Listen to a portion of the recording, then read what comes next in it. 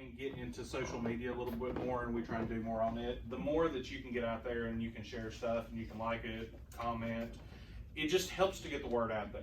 And that's one of the cool things about social media is that it opens up a lot of front doors for people to get involved in the church and to get involved in the youth group that we maybe couldn't reach otherwise. Every time you hit share, you're literally reaching out to every single person that follows you on every different way. So we live in this amazing age of evangelism. We really do. So help us with that, because I can only do so much. Like we've talked about, this is y'all's ministry, so it's only going to go as far as you guys want it to go. So, but that being said, we'll have a lot of stuff out there that is kind of unique content. We're sharing our services on there, so that's good. Are we doing all of them? Yeah, I'm putting all the Wednesday night and Sunday school services out there too. So you may want to check in like once a week and just actually see if we put anything out there that's other than just the services too. But and we'll talk with some more about that like moving forward. But this morning we're going to finish up this series on the law.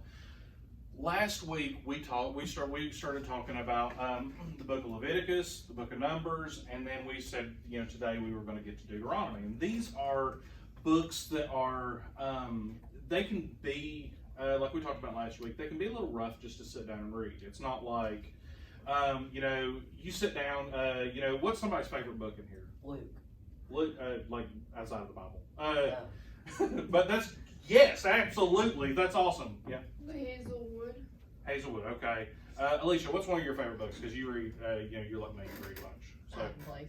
Huh? The Hiding Place. The Hiding Place, okay. Josh, what's your favorite book? My favorite book is, man, there's so many. A favorite book. Yeah, a favorite book of mine, and I know that a lot of people think this is sin. I love the Harry Potter series, so like I've read through them a bunch. Yeah. Pete the Cat is my favorite. Pete the Cat. Okay, cool. So yeah. Little Women. Little Women. Okay, that's a cool movie. I don't really know what the book is. So like, when you sit down to like one of these books, man, you can just start reading and you fly through it, right? You just page after page after page. When Alicia starts reading a book that she likes, she disappears for until it's done. She's a fast reader. I'm not. So like I sit down at a book and like a month later, I'm still going through the first chapter. She's read 4 books. But when you sit down at like Leviticus to start reading through it, it doesn't just roll through like a story. It's a cool book to study, and it's cool to see what God meant for the children of Israel, and it's a cool book to see what He means for us through that. But that's one of the things I hope you get out of these 3 books, and like studying these and talking about these, is these are amazing books to study and to see what God has for us in them as Christians. And there's a lot of cool story in it. So we started talking about Leviticus last week, and we talked about how a lot of the holidays, and we started talking about a lot of that. Then we got into the book of Numbers, and we talked about what was one of the big things in the book of Numbers that it starts out with. Can anybody remember? Let me think. We still do it today. Can you please repeat that? The thing that we still do today, the book of Numbers is kind of about. I can think of Counting. census, yeah.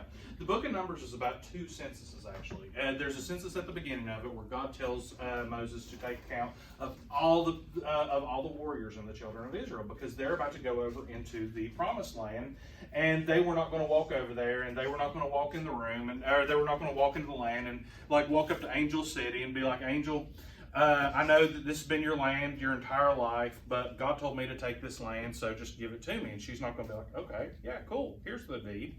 That's not how that was going to go. They knew that. God knew that. So He knew they were going to have to go in and they were going to have to take the land by battle. So He wanted him to have an exact idea and know exactly what he was working with. So He told him to take a census. Then He took a census, and in that census they discovered they had like so many warriors.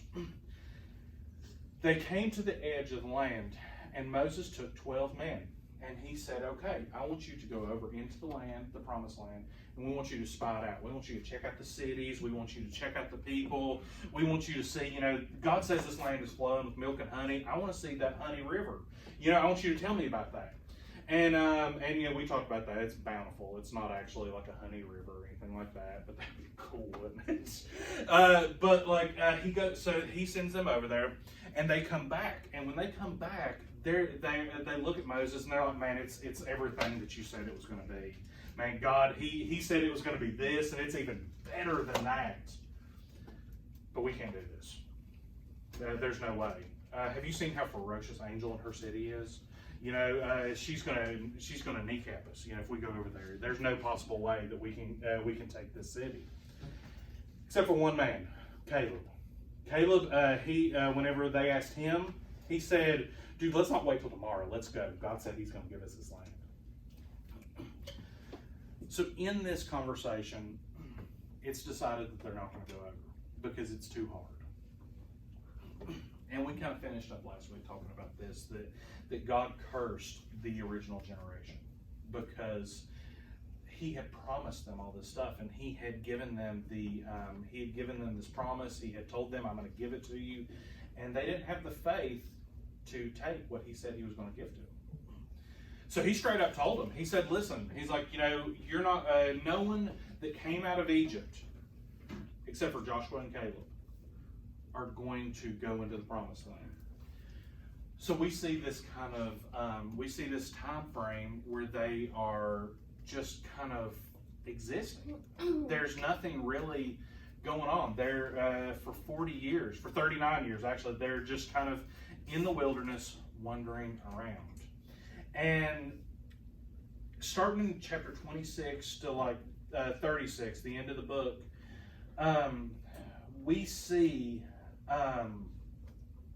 first off, we see that He does this new census of the new generation, of how many people it's going to be. And after 40 years, you have all these people in the wilderness. Do you think that the nation grows? Do you think that they get a lot bigger during this time? Yeah? Nope. They lose 1,800 people. They actually drop off in number over the course of that time. I would have thought that they would have grown too. Over a couple generations, they went from 70-some people to millions over just a few generations. So you would think that they would grow a bunch, but this is kind of a view of what's happening in the wilderness. It's depressing. It's awful. And in that time when they're in the wilderness, God also begins to prepare this new generation.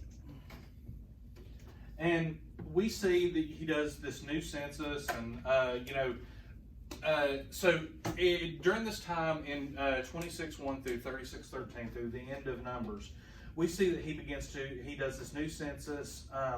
And what they do is they don't wait until they conquer the land to see how it's going to be divided. They have such faith that God is going to deliver them that they actually they go on and start to divide out the land. That's confidence in what's going to happen. If they had sat back and talked and they had been like, "Okay, Emily, well, we're going to get this land, and you know what? Once we get it, then we're going to talk about how we're going to split it. But we're going to go whoop their butt now." That's not as much confidence as us being like, "All right, Emily, so this is going to be the area that you get right here once we win. And this area over here, this is going to be me. This whole stage of it is mine. But that area around that chair back there, that's all you. When we get this land." You see, that's the confidence they had that they were going to take the land. So they went ahead at the end of the book of Numbers and they began to split up the land and see how it's going to be. They also decided on the new leaders. Moses was getting older. Aaron, he actually passes away at the end of the book of Numbers, so they need a new high priest. And they begin to divide up new leaders, and they decide who the new leaders of this new generation are going to be. God also gives them guidelines for when they reach the new land. And He lays out not just laws, but how that they should live. And He kind of goes back over some of the laws and some of the things that they need to do as believers in this new land. So that brings us to the end of the book of Numbers. And it is this time when they are just chomping at the bit and they are ready to dive out into this promised land that God has promised to give them. And then we step into the book of Deuteronomy. In Deuteronomy, and this is a book that a lot of people don't pay a huge amount of attention to, but it's a really, really cool book in the Bible. And what this book is, just as a whole, Moses is 120 years old at this point. This book is his farewell message to the nation of Israel. This is his goodbye. This is him kind of looking back over his life at everything he's done. And we're going to look really kind of at what he's talking about here. Deuteronomy, does anybody want to guess what this word means?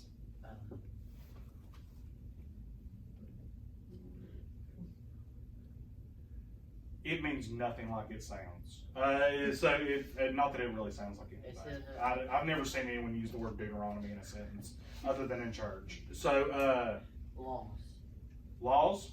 Okay, so that's actually part of it. Yeah. Anybody else? Alicia's laughing. No, Do you know what it is? No, I can't. Laws and regulations. Laws and regulations. Now, what this actually means is this first part, Deuter, it actually means second. And this back part, the actual original Hebrew of it means law. It actually means second law. And that's really confusing because God gives us how many laws?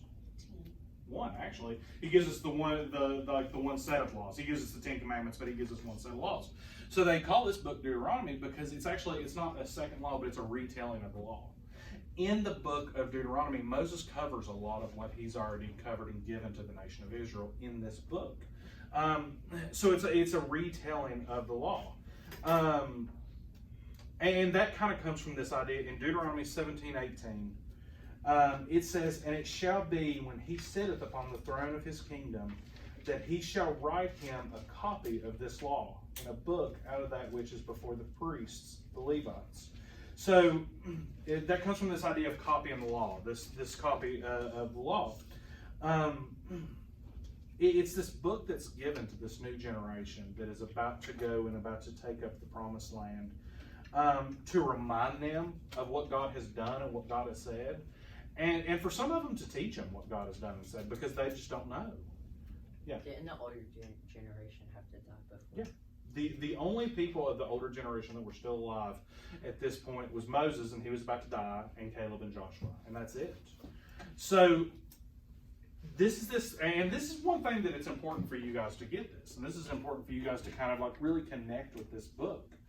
Is, you guys are primed and ready as the new generation, not to be the church in like 5 years, but you guys are primed and ready to step into the promised land now and to be the leaders of the church today. So stuff like this book, this teaches us lessons and stuff that we can connect in our lives now, and especially for you guys, you're meant to be the church now. You guys are meant to be the church and the leaders of the church today. Not in a year, not in 10 years, not in 5 years, nothing like that. But you guys are meant to be the leaders today.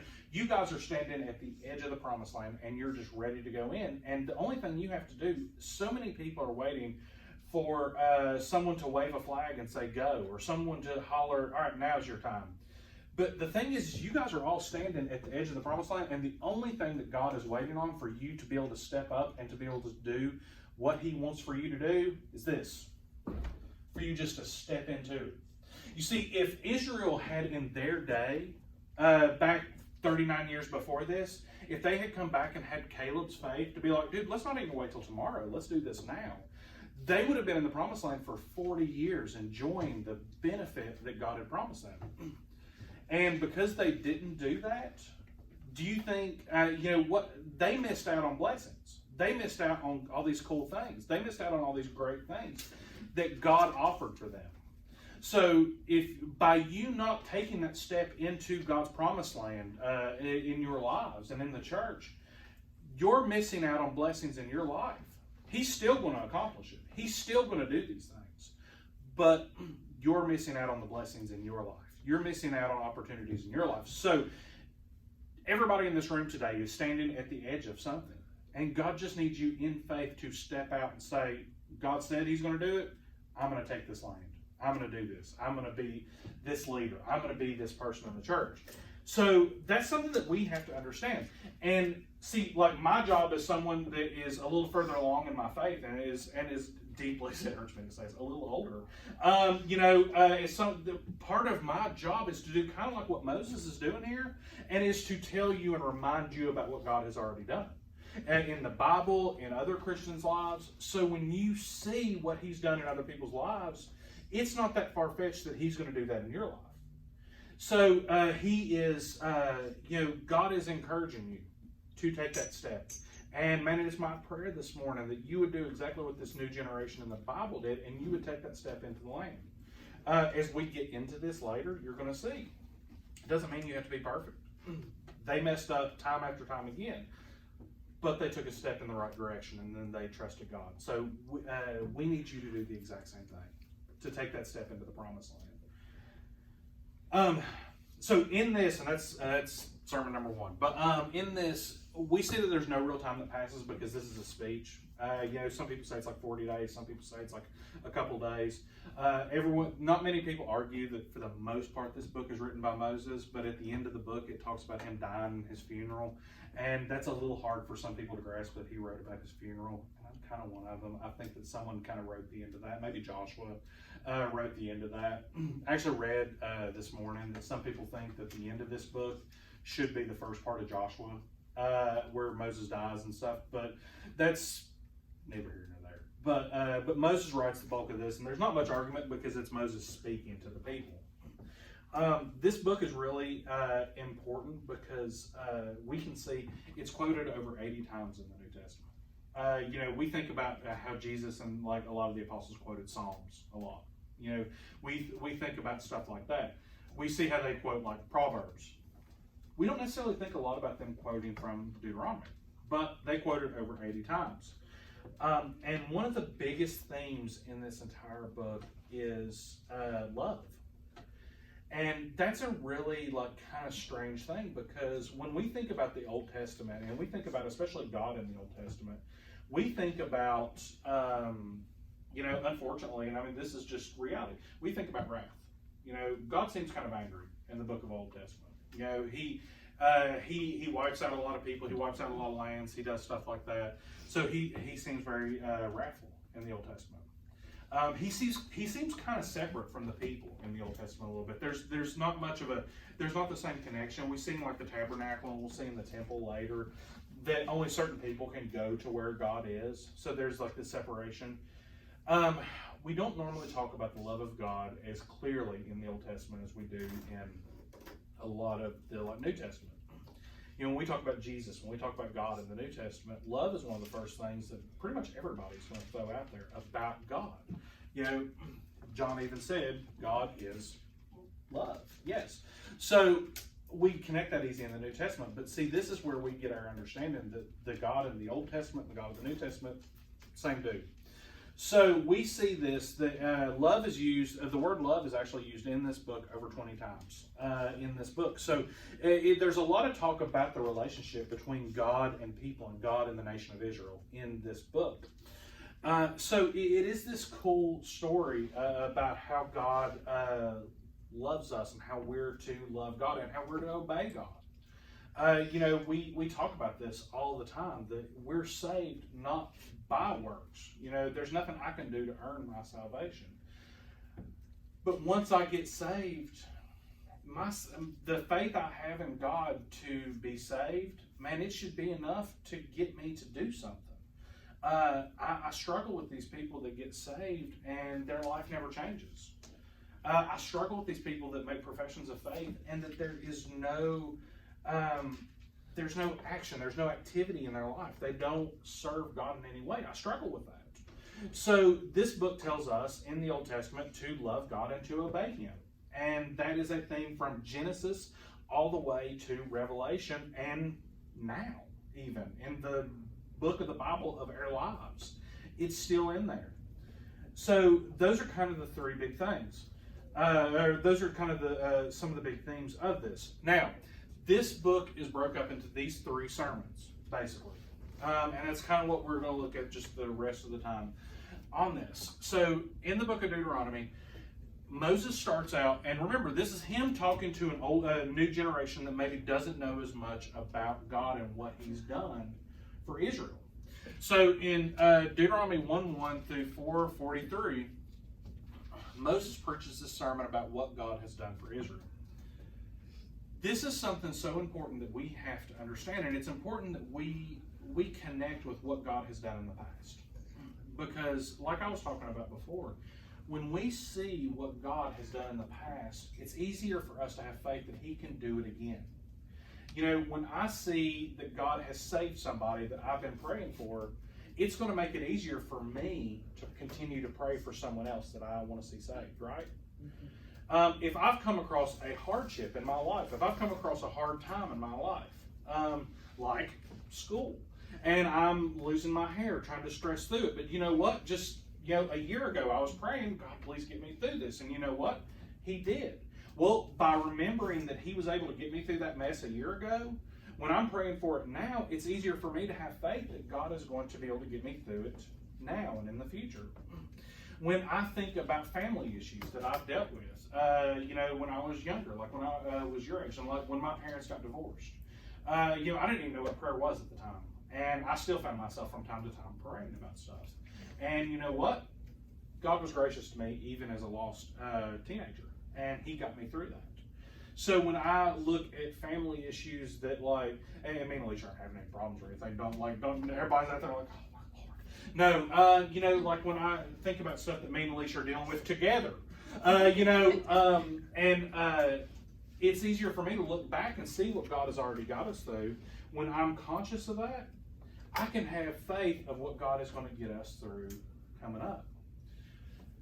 Moses is telling them how you guys were oppressed. You guys were beaten down. You guys were miserable in the land of Egypt. And God brought you out of Egypt.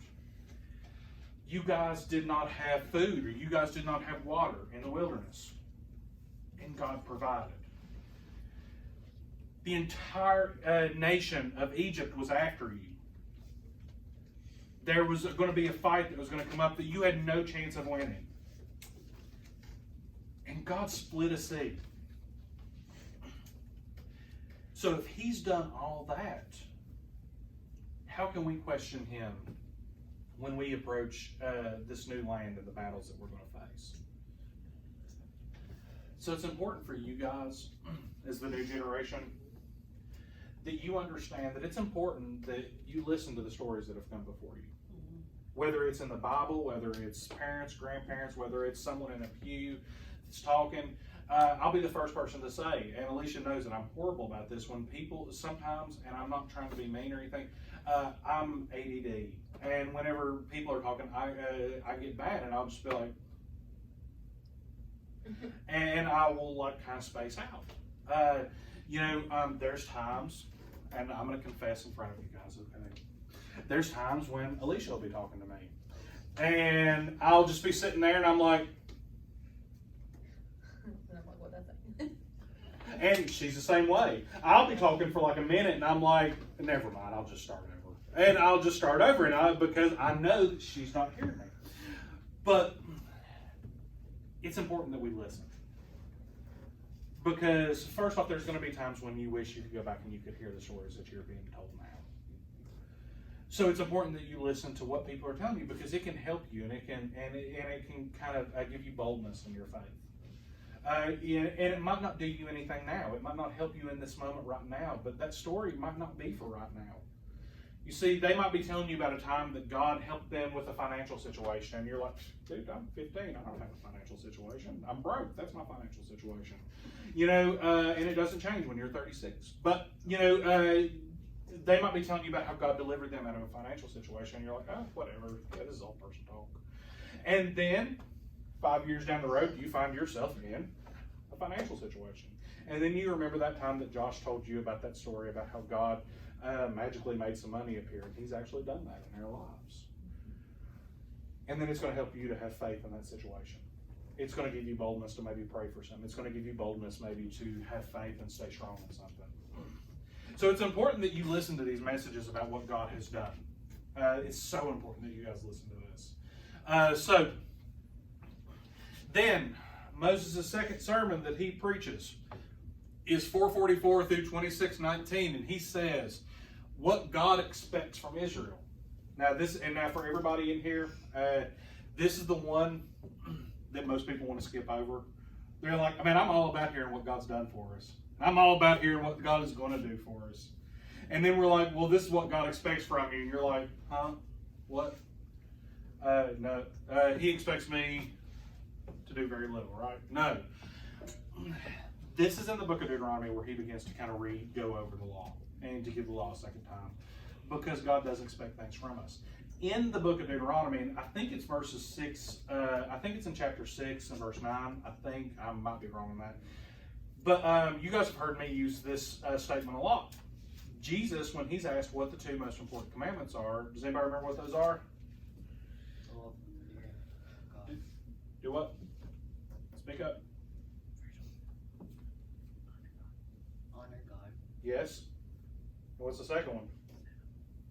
Thou shalt not have any other gods before me. That's kind of the first one still, but that's really good. Sabbath. No, it's neighbor. Good job, Tom. But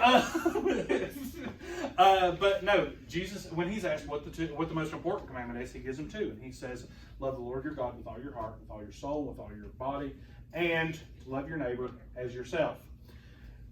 That's from Deuteronomy. That's actually a quote from Deuteronomy, and it's called the Shema, and that is what Jesus taught. That is them giving kind of the law for everybody. It's like, and it's this thing that, like, if you can follow these two, everything else kind of falls into place.